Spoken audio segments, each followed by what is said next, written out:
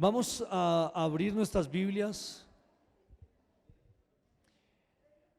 en el libro de Juan, capítulo 14, el verso número 13. Juan, capítulo 14, el verso número 13. Si ya lo tiene, por favor, diga ya. Ok, vamos a leerlo juntos. Y todo lo que pidiereis al Padre en mi nombre, lo haré para que el Padre sea glorificado en el Hijo. Una vez más, y todo lo que pidiereis al Padre en mi nombre, lo haré para que el Padre sea glorificado en el Hijo. Amén. Vamos a orar. Querido Dios, gracias porque tu palabra nos alimenta, nos fortalece y nos llena más de la fe y en el propósito divino. Abre los cielos en esta mañana y muéstranos el camino por el que debemos andar. Fija sobre nosotros tus ojos y llénanos de tu sabiduría en el nombre de Jesús. Amén, amén y amén. He pensado siempre que voy a dar una enseñanza, cuando oro por la enseñanza pienso en una pregunta. Toda enseñanza surge de una pregunta. Y la pregunta que me hago el día de ayer fue: ¿por qué los cambios en la iglesia no son en la velocidad que queremos? ¿Por qué la gente no conquista los milagros? ¿Por qué la gente no cambia lo suficiente? ¿Por qué las personas no tienen esa transformación de verdad? ¿Por qué sigue el pecado a veces siendo más fuerte? ¿Por qué la gente escucha más con atención un chisme que la verdad de Dios? ¿Por qué la gente no conoce el reino de la fe como quisiéramos que fuera? ¿Por qué la gente no tiene un verdadero arrepentimiento? ¿Y por qué muchas personas no son humildes como para reconocer que necesitamos a Dios? Y pues casi siempre en todas las consejerías la respuesta es la oración. Y aunque pareciera una frase de cajón, que cuando alguien va a buscar al pastor o al líder, el líder siempre responde: ore, ore. Pero no es como la frase de siempre que estamos orando, pastor, estamos orando y yo he orado mucho por esto. ¿Cuánto han respondido así? Yo he orado mucho por esto, pero en realidad no ora, sino que es una frase que se dice: yo oro mucho por esto, pero en realidad no se ora. Entonces el Señor nos está diciendo: todo lo que pidas al Padre, todo, desde lo más pequeño hasta lo más grande, Dios está dispuesto a proveerlo, a bendecirnos. Entonces, hoy quiero enseñarles la responsabilidad de la oración como iglesia. Escríbalo ahí como título en los celulares donde ustedes escriben ahí las notas de la enseñanza. Escriban ahí: la responsabilidad de la oración como iglesia. Lléveselo en su corazón, porque yo sé que a partir de hoy esto va a traer mucha bendición a sus vidas. Amén. Amén. Bueno, a veces pensamos que la oración que el Señor Jesucristo enseñó era una oración solamente en privado, pero muchas citas bíblicas hay de las oraciones de la iglesia, las oraciones de un pueblo, las oraciones de una familia entera, las oraciones de todo un conjunto de personas, de una iglesia, de un ministerio. Esas oraciones son muy poderosas. Y por eso les dije la responsabilidad de la oración como iglesia, porque es importante que oremos como iglesia, porque la iglesia es el cuerpo de Cristo, y siendo su cuerpo debemos mantener unidos sus extremidades y todos los miembros que hacen parte de este cuerpo.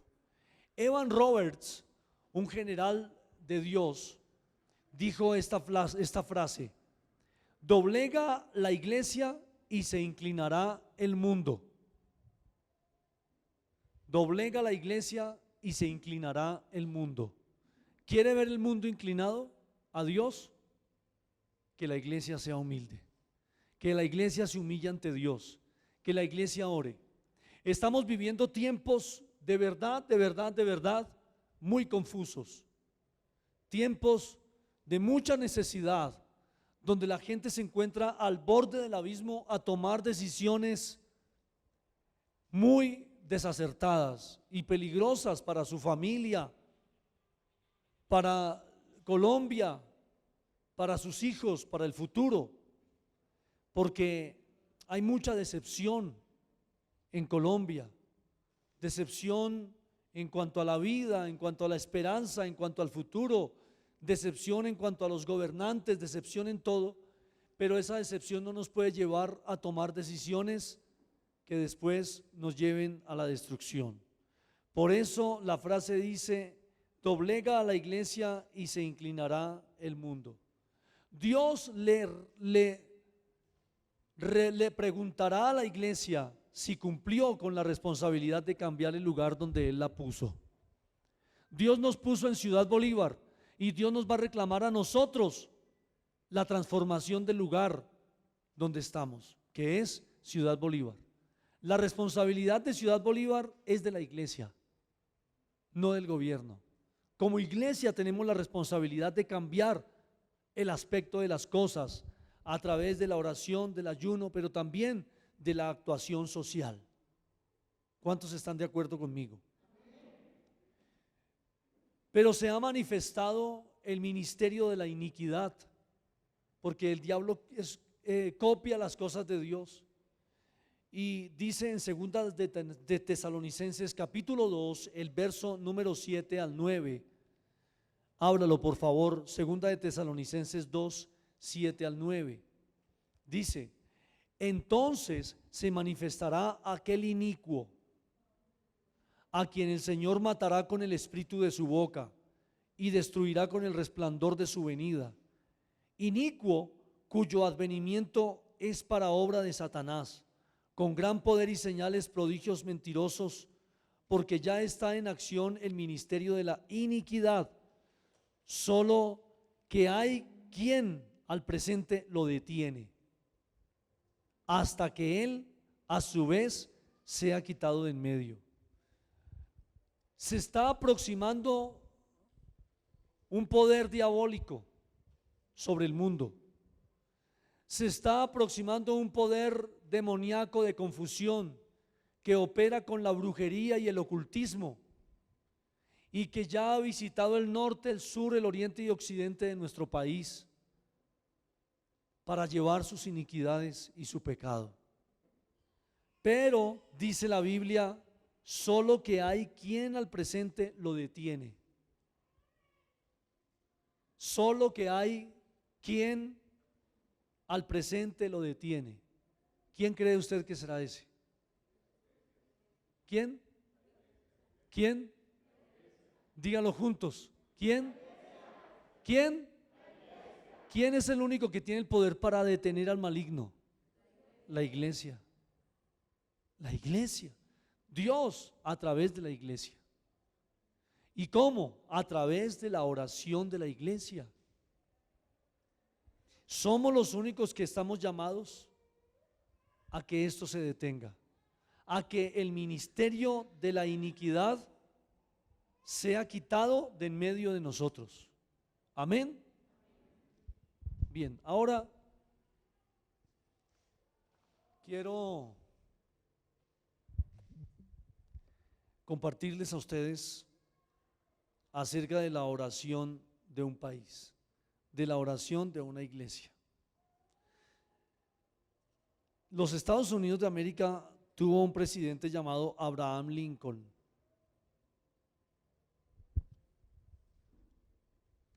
Este presidente fue un hombre temeroso de Dios, era un hombre que leía la palabra de Dios y que era un hombre que amaba a Dios. Cuando llegó a ser presidente de los Estados Unidos de América, ya lo había intentado muchos años y no lo había logrado. En 1867, el presidente Abraham Lincoln escribió una carta para que fuera leída y proclamada en todos los Estados Unidos, en todas las emisoras y en todos los canales, diciendo: el Senado de los Estados Unidos, en reverente acatamiento de la autoridad suprema y del gobierno justo del Dios omnipotente, en todos los asuntos de los hombres y de las naciones, ha solicitado al presidente, mediante resolución, que designe y consagre un día nacional de humillación y oración. Asimismo, constituye el deber de las naciones, al igual que los hombres, reconocer su dependencia del poder soberano de Dios para confesar sus pecados y transgresiones en contrición humilde, pero con la esperanza segura de que el arrepentimiento genuino conduce a la misericordia y el perdón, y para reconocer la verdad sublime anunciada en las Sagradas Escrituras y probada por toda la historia, que solo aquellas naciones cuyo Dios es el Señor son bendecidas. Y puesto que nosotros sabemos que por su ley divina las naciones, al igual que los individuos, están bajo el castigo y correcciones en este mundo, no temeremos, justamente la calamidad pavorosa de la guerra civil que ahora asola la tierra como posible castigo infligido sobre nosotros por causa de nuestro pecado y presunción, con miras a una urgente reforma nacional. Nosotros hemos sido los beneficiarios de los más selectos de la generosidad del cielo. Hemos sido guardados por muchos años y en paz y en prosperidad. Hemos crecido en número, riqueza, poder, como ninguna otra nación ha crecido jamás. Pero nos hemos olvidado de Dios, hemos olvidado la mano misericordiosa que nos preservó en paz y nos multiplicó y enriqueció y fortaleció, y hemos imaginado vanamente en la falsedad de nuestro corazón que todas estas bendiciones se debían a alguna virtud o sabiduría superior de nuestra parte.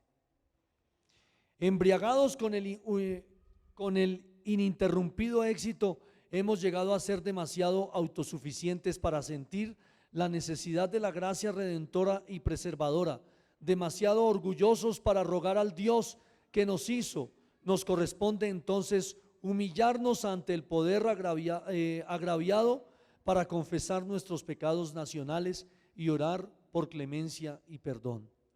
Ahora, por tanto, de conformidad con la solicitud, yo, por esta mi proclama, designo y separo el jueves día 30 de abril de 1863 como Día Nacional de Humillación, Ayuno y Oración, y pido por la presente que todo el pueblo se abstenga en este día de sus acostumbradas ocupaciones seculares y se consagre en sus diferentes lugares de adoración pública y en sus respectivos hogares para guardar el día santo del Señor, y consagre el cumplimiento humilde de los deberes religiosos propios de dicha ocasión solemne.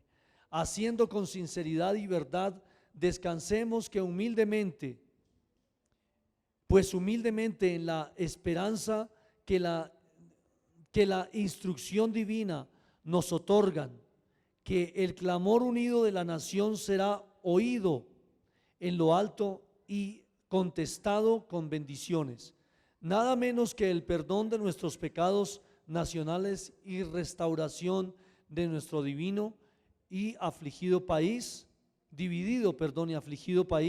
a su feliz condición anterior de unidad y de paz, en fe de la cual yo he firmado y sellado la presente con la marca de los Estados Unidos.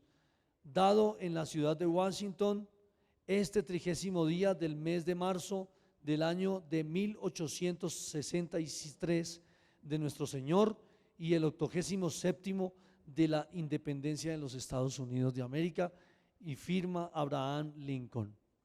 Quise leerles esta proclama que está en un libro que se llama Moldeando la historia a través del ayuno y de la oración.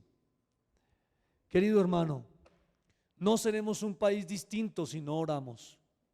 No seremos un país distinto si no nos ponemos de acuerdo a orar a Dios para que detenga el ministerio de iniquidad que viene contra esta tierra, para destruirla y devastarla. Esta tierra, Colombia, es una tierra muy hermosa para ponerla en las manos de ateos, de abortistas, de premiadores del pecado.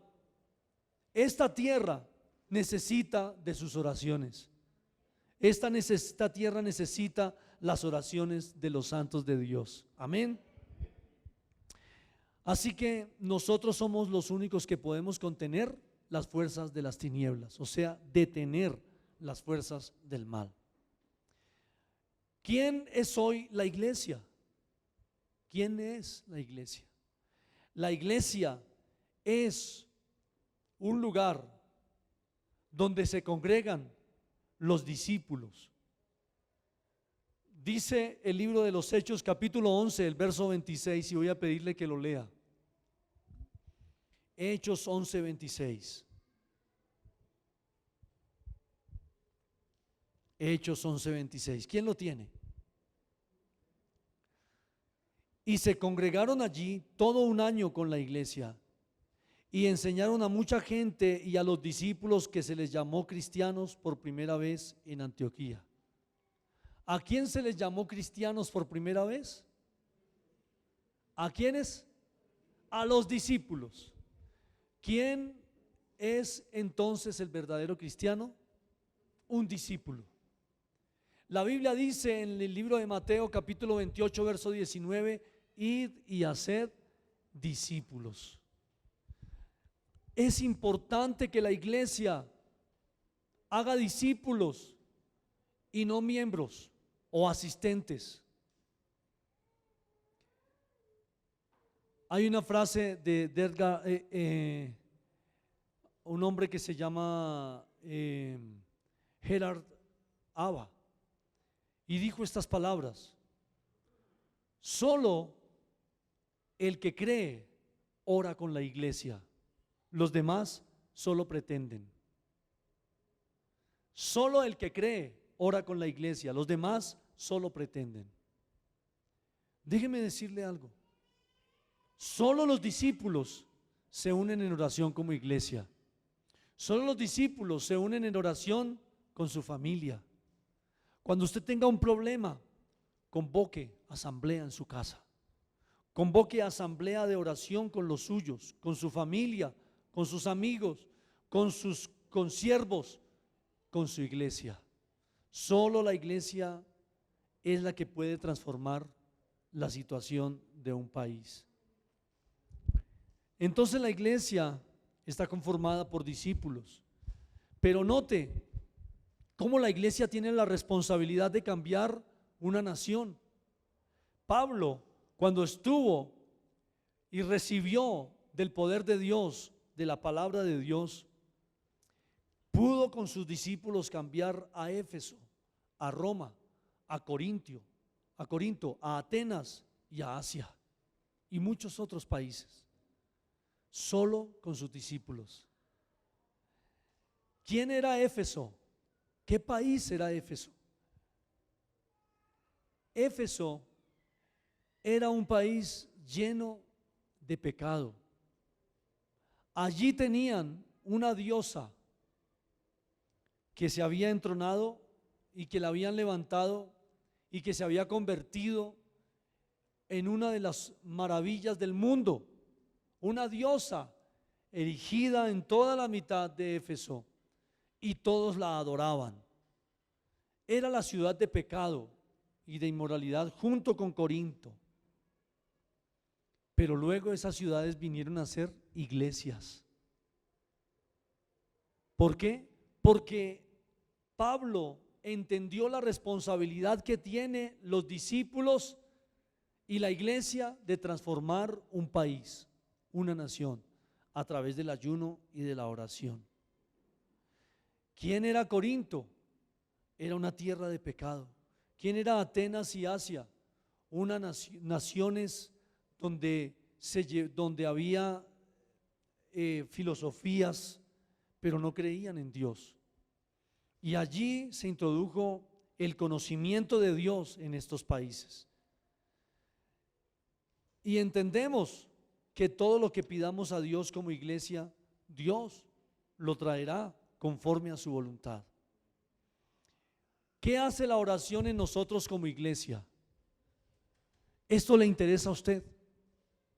Porque si usted necesita ver cambios, esto es lo que hace la oración en su vida, pero también lo que hace la oración en un país, en una iglesia, en un barrio, en una sociedad. En primer lugar, participamos en un proceso de transformación por la naturaleza divina de Dios. Es decir, la gente solo es transformada cuando ora.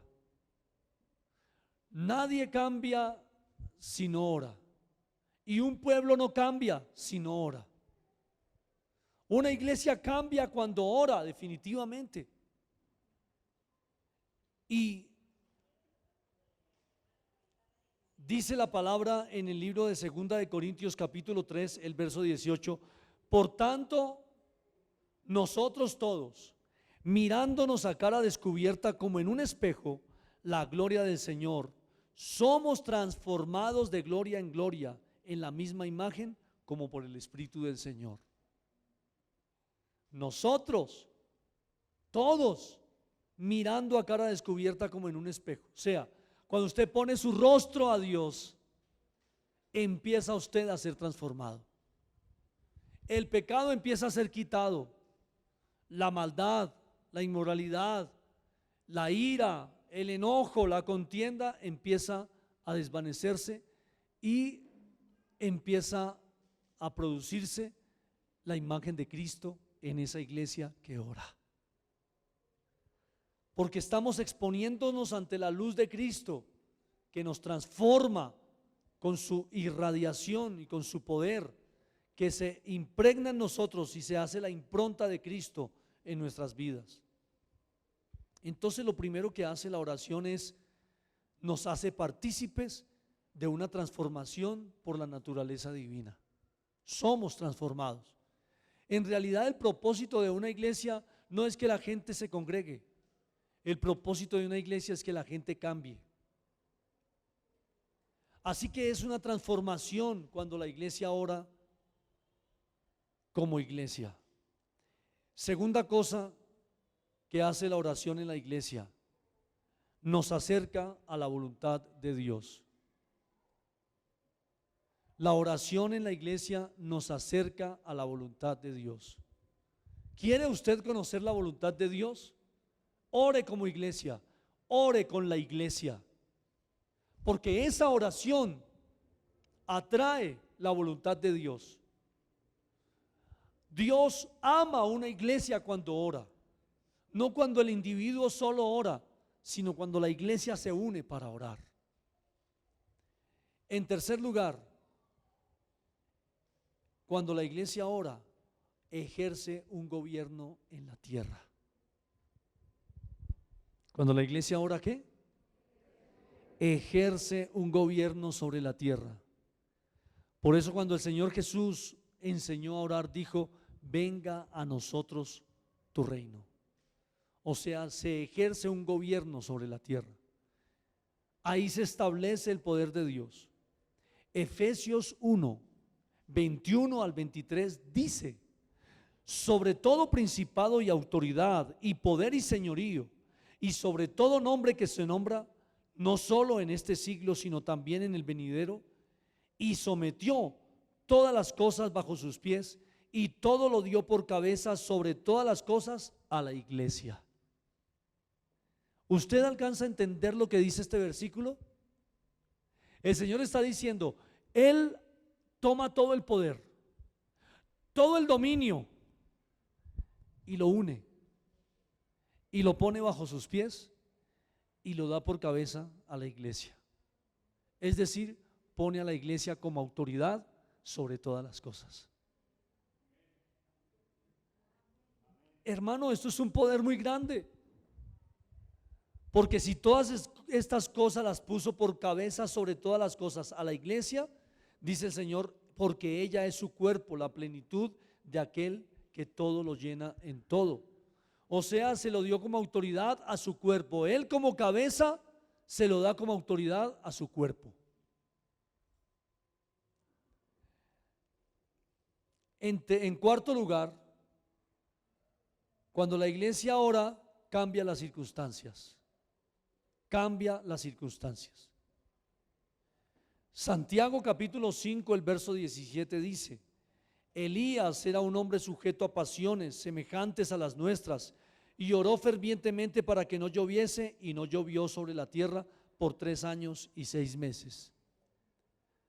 Todos conocemos la historia que ocurrió cuando Elías tuvo que orar por 6 años para que no lloviera.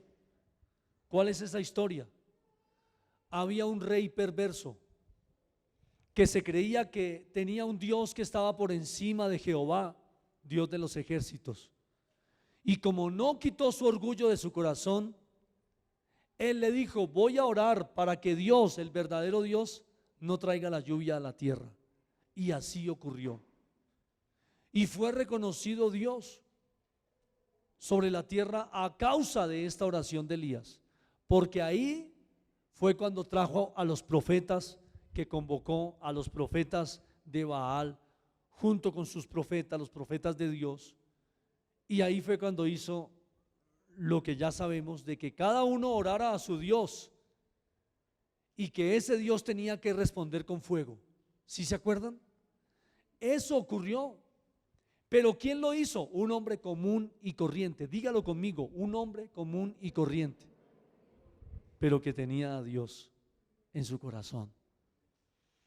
Esa pasión y ese fervor con el que él oró transformó las circunstancias.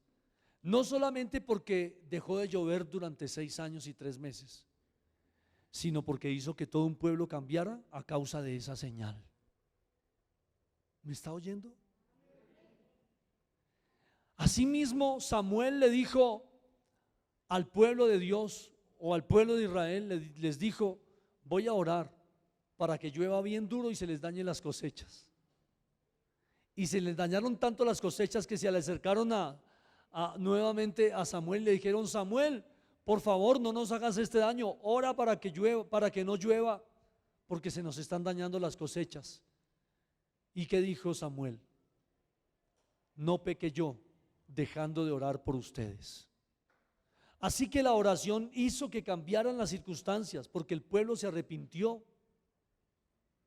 Cuando usted ora, toda su familia entra en arrepentimiento. ¿Por qué? Porque cambiamos las circunstancias. Entonces, en primer lugar, ¿qué pasa cuando oramos como iglesia?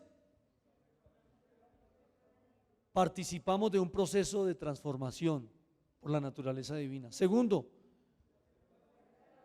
nos acercamos a la voluntad de Dios. Tercero, ejercemos un gobierno sobre la tierra. Cuarto, cambiamos las circunstancias. Quinto, la oración como iglesia o como familia o como un cuerpo nos introduce en el plano de la fe. Todas estas cosas son para la respuesta a las preguntas que yo le hice al Señor. ¿Por qué la gente no cambia? ¿Por qué no hay fe? ¿Por qué la gente se desanima? ¿Por qué la gente sigue pecando? ¿Por qué la gente pierde las fuerzas? Y esta fue la respuesta. Yo hablé con Dios y Él me dijo que esto es lo que necesitamos: orar como iglesia.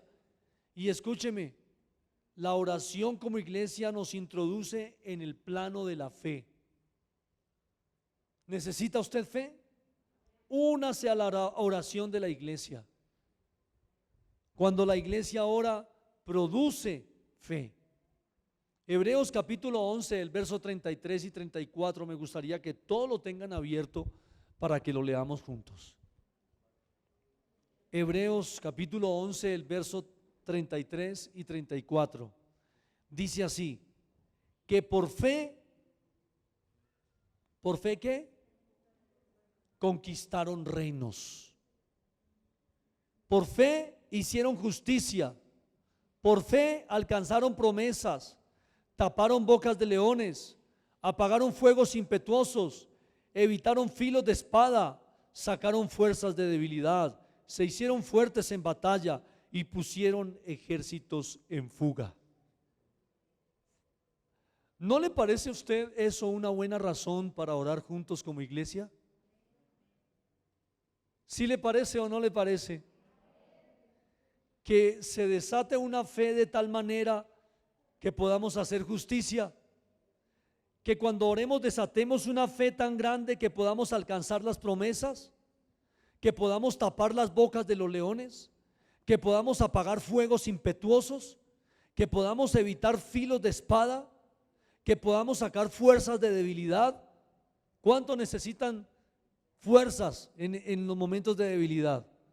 ¿Cuántos se sienten débiles y necesitan fuerzas? Exacto. Se hicieron fuertes en batalla y pusieron ejércitos en fuga. ¿Para quién es esta palabra entonces? Para la iglesia. La iglesia lo necesita. Nos introduce en el plano de la fe. En sexto lugar, nos lleva al arrepentimiento. La oración de una iglesia puede llevar a todo un pueblo, a toda una nación al arrepentimiento.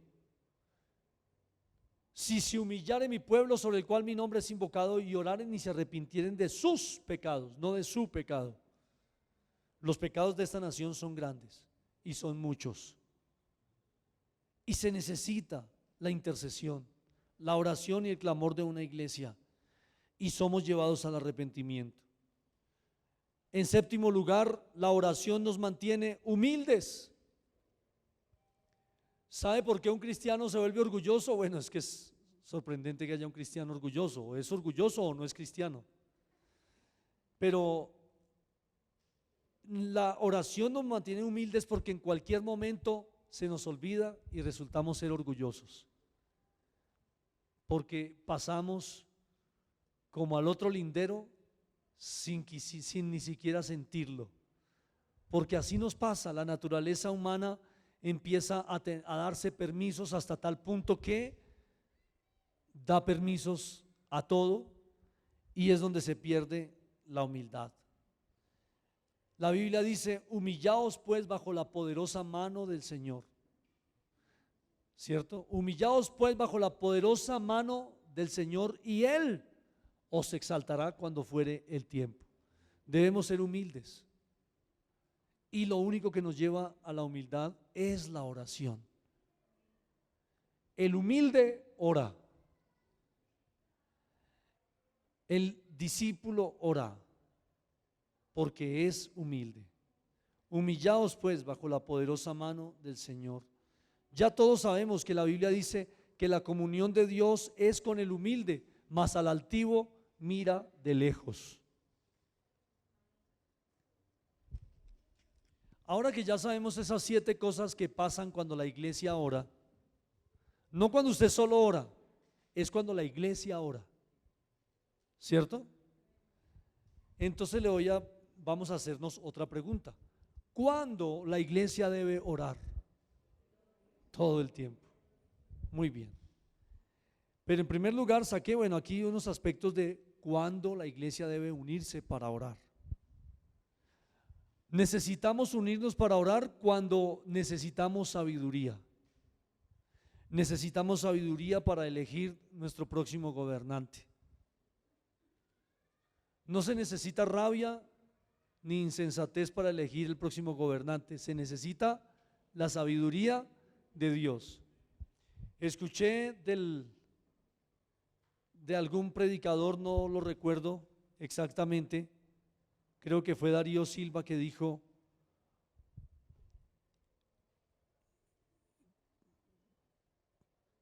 somos cristianos pero votamos como ateos. Creo que es que dice: somos cristianos pero votamos como ateos, porque Odiamos el aborto, pero votamos por abortistas. Porque odiamos el pecado, pero votamos por el que quiere legalizar el pecado. Y bueno, algunas otras cosas así, que me llamó mucho la atención, porque un cristiano no debe votar por un ateo ni por personas que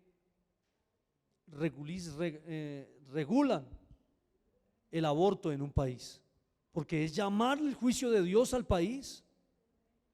Entonces, ¿cuándo la iglesia debe orar? Cuando necesita la sabiduría para elegir, o la sabiduría para tomar una decisión determinante para el futuro. Dice Daniel 2, 22 y 23. Él revela lo profundo y lo escondido. ¿Quién? Dios. ¿Por medio de qué? De la oración. Él revela lo profundo y lo escondido. Conoce lo que está en tinieblas y con él mora la luz. A ti, oh Dios de mis padres, te doy gracias y te alabo porque me has dado sabiduría y fuerza y ahora me has revelado lo que te pedimos, pues nos has dado a conocer el asunto del rey. Nos has dado a conocer el asunto del rey. ¿Por qué no dice me has dado a conocer el asunto del rey? Sino dice nos has dado a conocer el asunto del rey. Porque oraron como hermanos, oraron como iglesia. Oremos como iglesia para ver cuál será el mejor que nos gobierne. Aunque ahorita casi no hay ninguno, pero debemos orar como iglesia para que nos revele el asunto que está escondido, oculto. Pero dice así, dice, y Él nos da a conocer el asunto del rey. Amén. Debemos orar como iglesia cuando necesitamos apartar la influencia demoníaca, la influencia del diablo. ¿Por qué? Voy a tocar un punto que es importante. ¿Por qué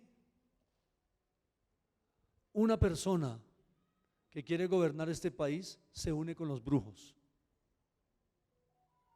¿Por qué? Porque Efesios 6:10 dice, no tenemos lucha contra sangre ni carne, sino contra principados, potestades, gobernadores y huestes espirituales de maldad en las regiones celestes. Porque los brujos y los hechiceros están muy presentes en las decisiones de un país. Muy, muy, muy presentes. Brujos y hechiceros en el norte, en el sur, en el oriente y en el occidente.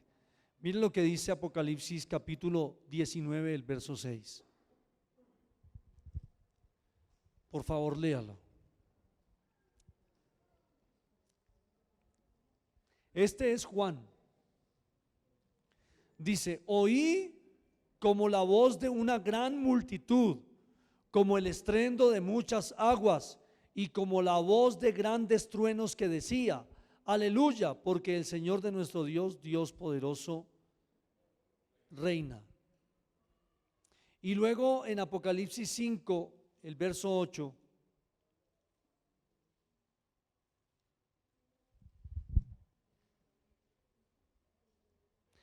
y cuando hubo tomado el libro, las 4 seres vivientes y los 24 ancianos se postraron delante del Cordero de Dios.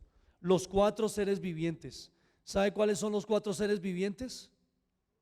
Los ángeles que están al norte, los ángeles que están al sur, los ángeles que están al oriente y los ángeles que están al occidente. Hay ángeles cuidando los 4 vientos de Colombia. Pero también hay brujos.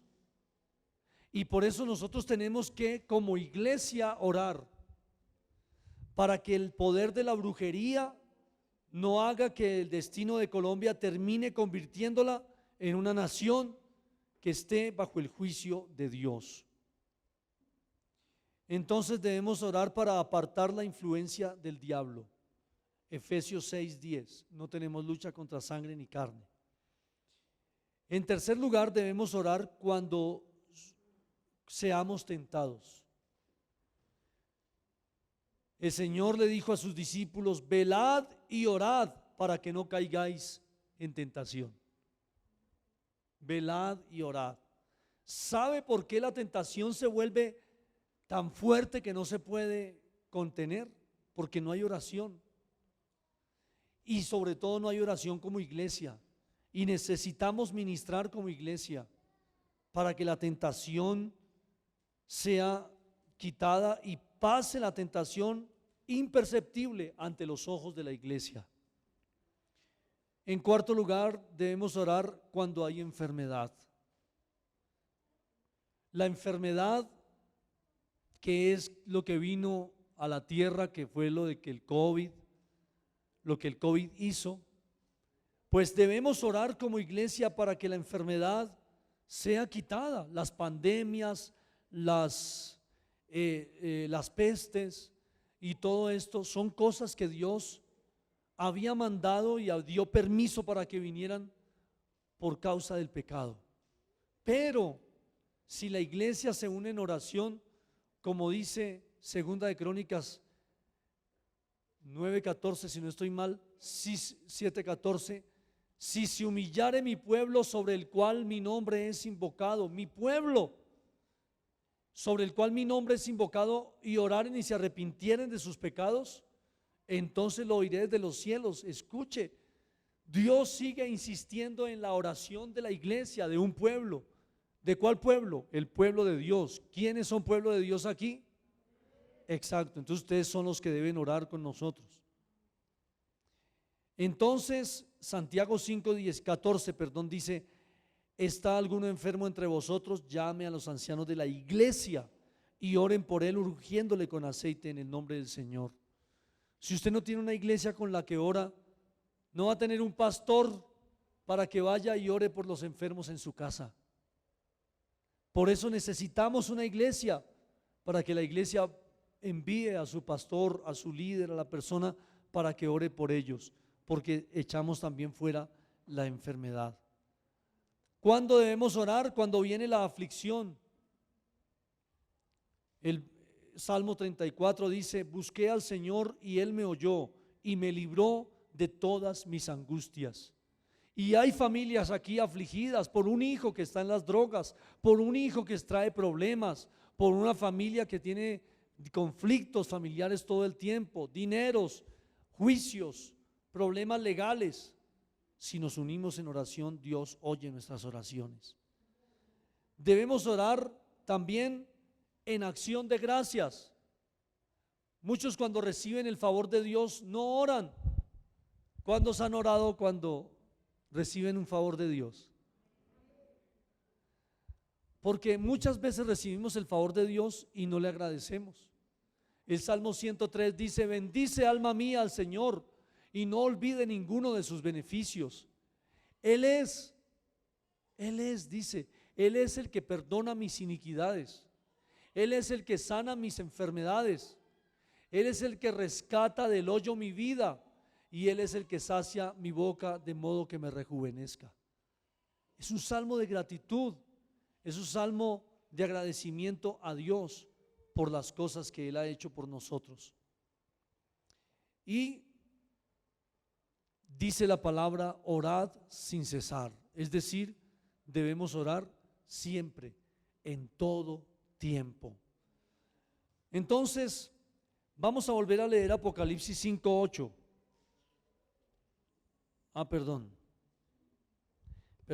Apocalipsis 19:6. 19:6. ¿Ya lo tienen? Y oí como la voz de una gran multitud, como el estruendo de muchas aguas, y como la voz de grandes truenos, que decía: aleluya, porque el Señor nuestro Dios Todopoderoso reina. ¿Sabe usted cuál es la voz de esa gran multitud, que suena como el estruendo de muchas aguas y como la voz de grandes truenos, que dice aleluya? ¿Sabe cuál es esa voz? La voz de la iglesia orando. Juan vio en el cielo y oyó la voz de la iglesia orando. ¿Y cómo la oía? Como truenos, como truenos. ¿Cómo la oía? Como truenos. Nuestras oraciones deben oírse como truenos, no como cucarrones.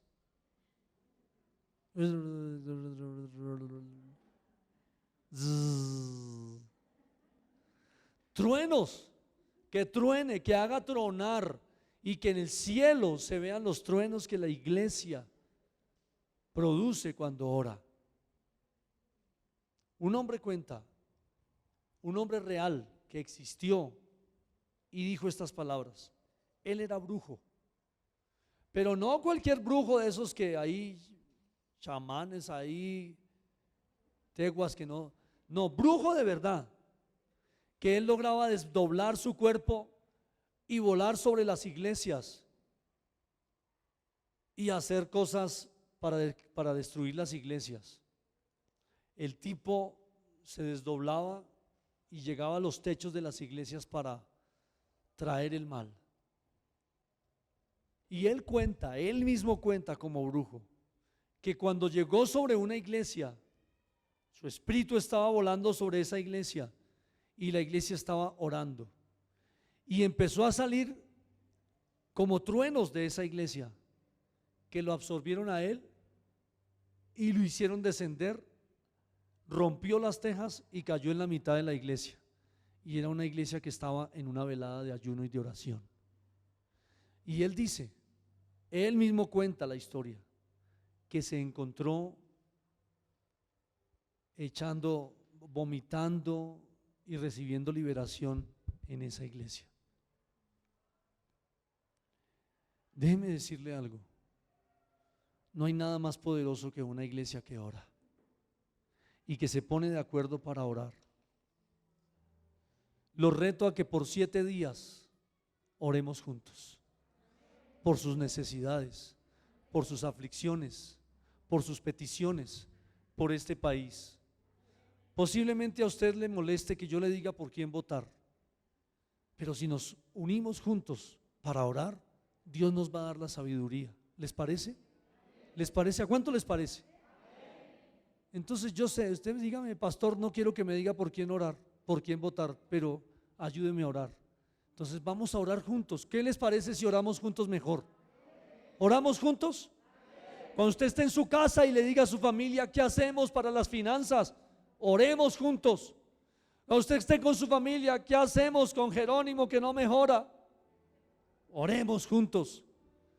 ¿Qué hacemos con su papá que se pierde los fines de semana? Oremos juntos. ¿Qué hacemos con las finanzas? Oremos juntos y vamos a cambiar la historia. Los reto a creer, porque solo los que creen oran con la iglesia, los demás solo pretenden. Los reto a que veamos los milagros de Dios producidos por la oración conjunta de la iglesia.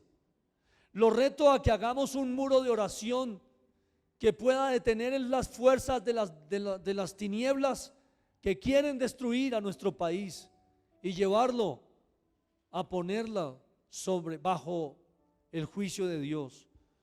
Los reto a que seamos una iglesia que traiga o que entre mejor al reino de las tinieblas y las puertas del Hades no prevalezcan contra ella. Los reto a que seamos una iglesia que transforme el mundo. Los reto a que cambiemos a Ciudad Bolívar. ¿Cuántos están de acuerdo conmigo? ¿Cuántos me van a acompañar para orar? Los invito a orar todos los días, de martes a jueves, de 5 a 7 de la mañana por Zoom. Y el próximo viernes nos vemos a las 8 de la noche aquí. El próximo viernes. ¿Cuántos me van a acompañar? ¿Cuántos me van a acompañar? Necesito que oren con nosotros. A las 8 de la noche vamos a estar 2 horas orando, intercediendo por este país. Póngase en pie y lea conmigo este pasaje. Apocalipsis 5:8. Los 4 seres vivientes y los 24 ancianos se postraron delante del Cordero Y todos tenían arpas y copas de oro llenas de incienso, que son las oraciones de los santos. ¿Llenas de qué? ¿Que son qué? ¿Llenas de qué? ¿Que son qué? ¿Y quiénes son los santos? La iglesia. Diga, la iglesia somos los santos. Hermanos, hay un ángel moviendo un incienso, que son las oraciones de los santos. En el cielo hay 24 ancianos y todos tienen arpas y todos tienen copas de oro, pero que esas copas de oro no estén vacías, sino que estén llenos de los truenos de una iglesia, que se convierten en incienso en el cielo. ¿Cuánto les parece? Vamos a orar como si parecieran truenos. Vamos a orar al Señor por este país, para que Dios traiga su misericordia y su favor. Levante sus brazos. Padre eterno, estamos delante de tu presencia clamando como tú nos enseñas, Señor. Nosotros como iglesia, que tú nos has hablado, Padre eterno, nos unimos para decirte: perdona nuestros pecados, perdona los pecados de nuestro país, perdona los pecados de la corrupción, perdona la maldad, perdona la desobediencia.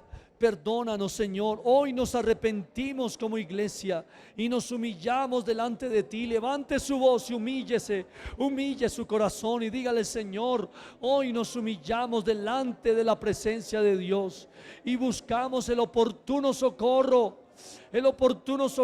para que venga el Señor y nos salve, Señor, del engaño de las tinieblas, Señor, que con señales y prodigios ha venido a engañar al mundo.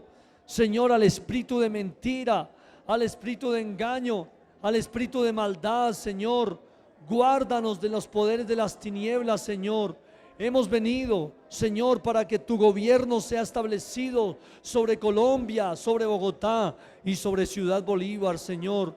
Pedimos, Padre eterno, para que intervengas sobre esta nación, Señor, porque por la fe conquistaremos este reino, por la fe haremos justicia, por la fe alcanzaremos las promesas, por la fe cerraremos las bocas de los leones, por la fe apagaremos fuegos impetuosos, por la fe evitaremos los filos de espada, por la fe sacaremos fuerzas de la debilidad, por la fe nos hacemos fuertes en las batallas y ponemos ejércitos extranjeros en fuga.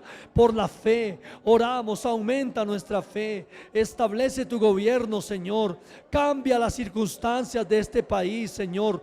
Introdúcenos en el plano de la fe, Señor. Creemos que no hay otro Dios sino tú, Señor, porque el príncipe de este mundo ha venido para oscurecer el entendimiento, porque el príncipe de este mundo ha engañado aún a los tuyos, aún a los creyentes, Señor. Pero hoy clamamos con todo nuestro corazón y pedimos ayuda, pedimos clemencia, pedimos el favor de Dios, pedimos tu favor, Padre eterno. Ayúdanos, Padre, y cambia las circunstancias. Mira que te lo pedimos, Señor, lo clamamos en el nombre de Jesús.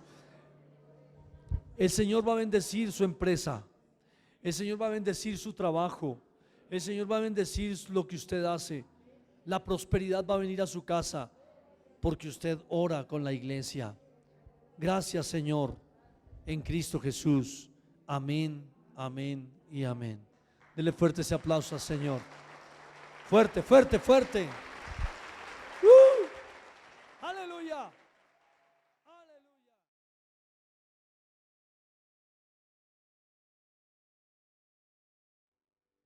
Gracias, Señor, te bendecimos, te glorificamos y te damos un fuerte aplauso de gratitud.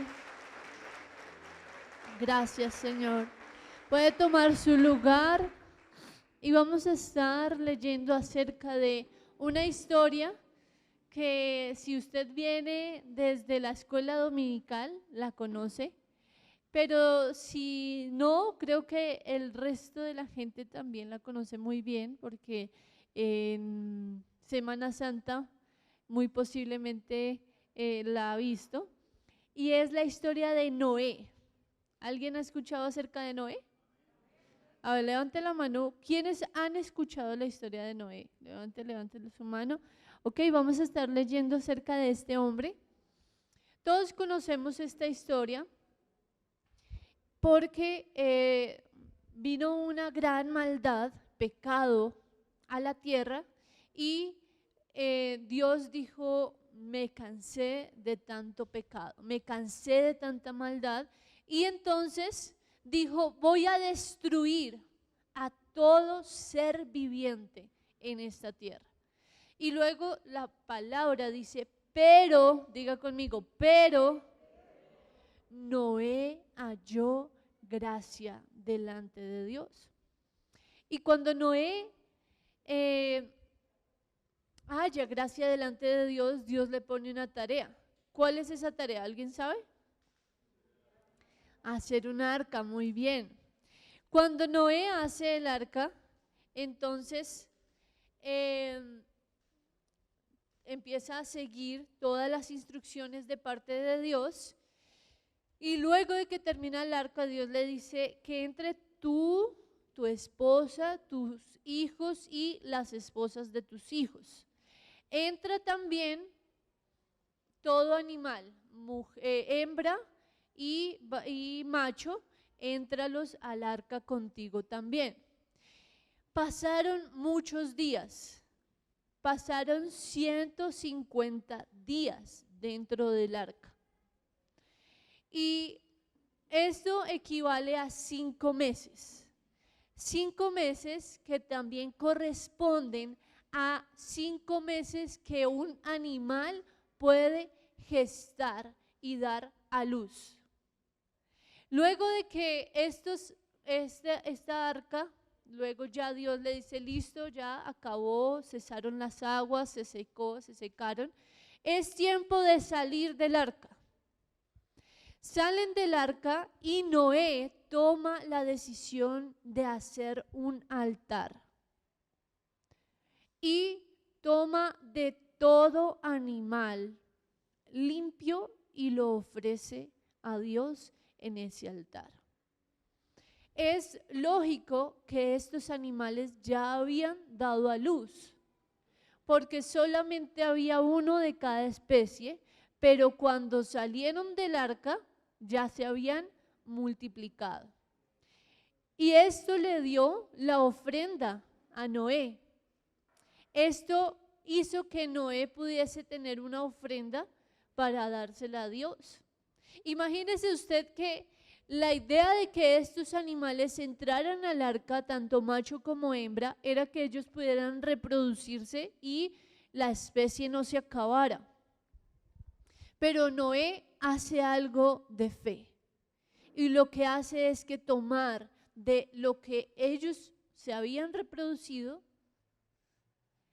de estos animales, toma y los ofrece a Dios. Y sabe, eran pocos en realidad para poder extenderse sobre toda la tierra. Y muchas veces Dios solo necesita un acto de fe. Y en muchas ocasiones Dios no nos va a decir, oye, mira, yo quiero esto. No, sino que simplemente Noé en su corazón, con tanta gratitud que tenía en su corazón, tomó de lo que tenía. Tomó de lo que había en ese momento. Y sabía que para Dios era importante un sacrificio que fuera más allá de lo lógico y de lo coherente. Y esta es la ofrenda que el Señor hoy quiere y que siempre Dios anhela, una ofrenda con sacrificio, una ofrenda que estemos dispuestos a entregar, no de lo que nos sobra, sino de lo que muchas veces hace parte de nuestra necesidad. Con mi esposo, desde que nos casamos y mucho antes de casarnos, nosotros tomamos la decisión de ser fieles en nuestros diezmos y en nuestras ofrendas. y aún pactar. Antes de casarnos, Dios nos dijo, les voy a dar el mejor matrimonio, un matrimonio hermoso, como ustedes lo han soñado, y nosotros, amén, pero tienen que darme un pacto, y nosotros, amén. Y vino un gran negocio de nuestra empresa que creamos, y el primer negocio era una semilla que iba a hacer una gran diferencia en el dinero que debíamos pagar en nuestro matrimonio, pero el Señor nos dijo, denme esa semilla primero a mí y yo me encargo de su matrimonio. Y la verdad que nosotros dijimos, ok, apenas la recibimos, la pusimos en un sobre, le entregamos a la iglesia, nuestros pastores oraron por nosotros y Dios se encargó de cada pago de nuestro matrimonio. Todo lo que nosotros pudimos experimentar en nuestro matrimonio solamente fue Dios haciendo un milagro tras otro. Y así hemos vivido el milagro durante cada día que hemos estado casados. Todos los días, desde el primer día, después de nuestra luna de miel, cuando llegamos, dijimos en el avión que veníamos, dijimos, ay, no tenemos sábanas, ni cobijas, ni cubrelecho, ni nada, no sabemos qué vamos a hacer, pero bueno, estamos felices. Y llegamos a nuestra casa y nuestros padres se habían encargado de tenernos una gran sorpresa, que era que nuestra cama estaba completamente arreglada, vestida, teníamos cobijas y el Señor fue haciendo milagro tras milagro cada día. Y yo quiero hoy motivarle a que si usted es fiel en sus ofrendas, en sus diezmos, en sus pactos, el Señor no va a dejar de hacer milagros en su casa. Porque la palabra dice, y Dios percibió olor fragante de lo que Noé estaba haciendo. Percibió olor fragante. Y dijo, nunca más volveré a maldecir la tierra. ¿Usted quiere que nunca más su tierra, sus negocios, sus finanzas estén maldecidos, atados? ¿Usted quiere eso? Bueno, porque hoy no levantamos olor fragante para Dios y que el Señor se agrade y diga, nunca más volveré a maldecir esta tierra, sino que habrá siembra y cosecha, porque es lo que dice. Usted puede leer en el verso 22 del capítulo 8 de Génesis 10, dice, mientras permanezca la tierra, no cesará la sementera, que es la siembra, y no cesará la siega. ¿Cuántos quieren segar? ¿Cuántos quieren segar? ¿Cuántos quieren cosechar? Bueno, primero hay que sembrar. ¿Cuántos corazones aquí hay dispuestos a sembrar? Saque su semilla en este momento. Sabemos que cuando vamos a dar, el enemigo empieza a atacar nuestra mente. ¿Y qué vas a hacer mañana? ¿Y qué vas a hacer entonces si vas a entregar esto? No te preocupes, y no te lo digo yo, te lo digo por medio de la poderosa palabra del Señor, que Dios mismo se encargará de tu necesidad si tú hoy le entregas una gran siembra al Señor. Ofrendas, un corazón dispuesto a ofrendar todo el tiempo, todos los días. Diezmos de todo lo que el Señor te dé en tus negocios, en tu empresa, en tu salario, saca el diezmo. Y cuando haya un pacto, es la excusa de Dios para darte algo sobrenatural en tu vida. Amén. Cierra tus ojos, levanta bien en alto tu ofrenda y dile, Señor, yo deseo que suba olor fragante delante de ti, Señor, y que en este momento tú te levantes de tu trono y entonces desates bendición sobre mi vida, sobre mis finanzas, sobre mi casa. Señor Jesús, que hoy el olor fragante de mi ofrenda, de mi semilla, suba hasta donde tú estás, hasta tu trono, y entonces tú te levantes y empieces a desatar bendición sobre mi casa, sobre mis finanzas, aún sobre mis generaciones, porque sé que aquí hay jóvenes que están en rebeldía, que se han salido de su casa, y padres que están anhelando que Dios toque sus corazones. También el Señor verá tu ofrenda, porque así como Noé entró, él, su esposa y sus hijos y las esposas de sus hijos entraron al arca, asimismo tú, hombre, mujer, verás tu casa en el arca de Dios recibiendo de su promesa.